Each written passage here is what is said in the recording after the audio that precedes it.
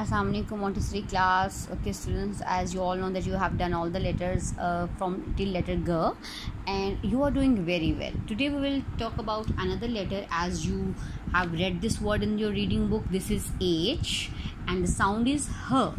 Okay, H is very easy. H, hammer, or happy. I am happy.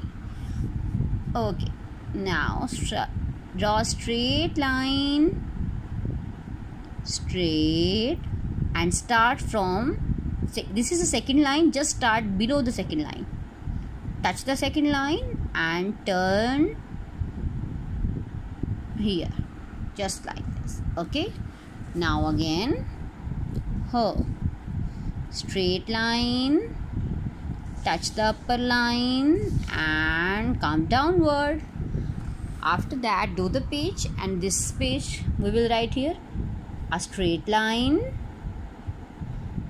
start below the second line, touch the line, come down.